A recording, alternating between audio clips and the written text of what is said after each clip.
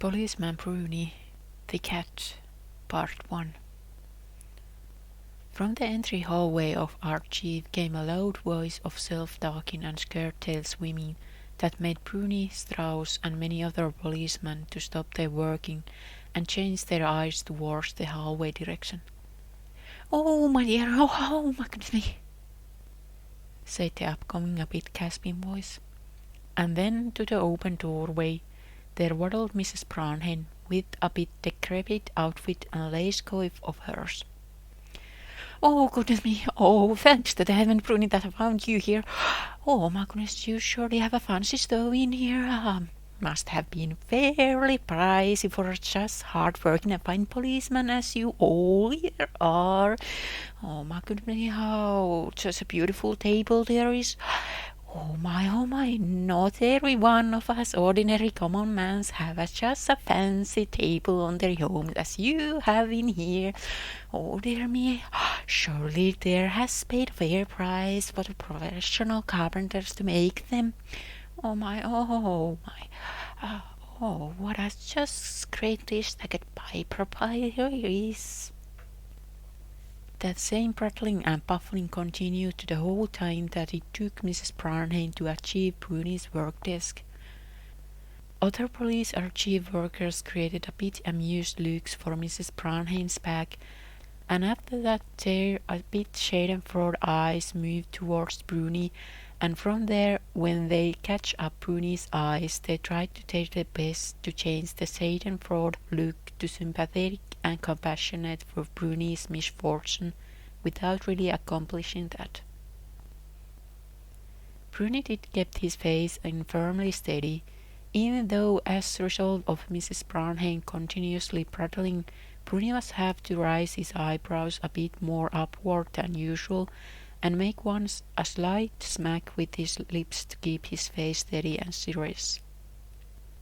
Finally, when Mrs. Branheim made herself to Brüni's working desk, Brüni stood up from his chair and gave, with his characteristic a bit stiff smile, a small bow to Mrs. Branheim, and politely asked, "Mrs.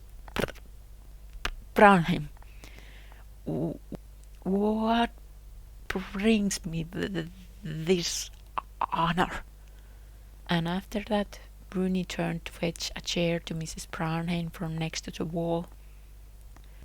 "Oh, my goodness me, you shouldn't have bothered to make such a gentleman kind of bowing for me and even get a chair for me to sit on. Oh, how kind of you," Mrs. Branheim said with her eyes nailed to Brüni's every move, and continued, "Oh, my dear goodness me, there has surely thought and trained well for you policemen every possible elegant manners and etiquettes. But surely that kind of manners and protocols are constantly sharpened and polished to you. There must come even some handsome marshal from the army to give you those glorious etiquette teaching, and must get very good pay for that." In Brüni's opposite sitting, Strauss had already, when Brüni had said, "brings me this honor," raised his eyes off from the paper that had been on his hand towards Brüni with raised eyebrows. Because of this, Strauss was also forced to face and give a small smile for Mrs. Branheim, and after that Strauss had been locked his eyes tightly back to his paper on his hand, and seemed to examine it more closer distance than usual.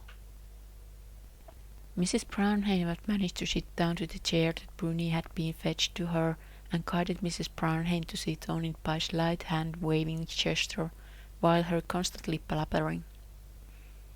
It took some time to Mrs. Branheim made her monologue babbling, and on that time other policemen were more attached to their work than it was common. A few minutes later, Brüni got this feeling that Mrs. Branheim didn't quite get to the point where she could explain the reason for her visiting, and that's why Brüni made a loud single cough, as if he did sort out his throat, and as a result from this, Mrs. Branheim stopped his talking, and she looked Brüni's eyes wide open. "Mrs. Branheim, what was exactly the reason for your visiting in here? Brüni asked. Oh my goodness me. Oh, didn't I now remember to tell you the reason why I'm here for? Oh, right. Oh my. Surely I'm having a bit of wandering thoughts now in here, don't I? Oh dear. But sure it is completely other thing for such a well-trained policeman like you, because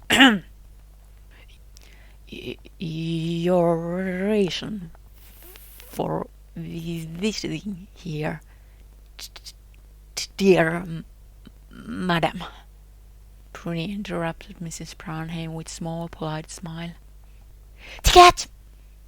Said Mrs. Branheim with loud voice, and at the same time slapped her right hand to Brüni's writing desk bare surface part.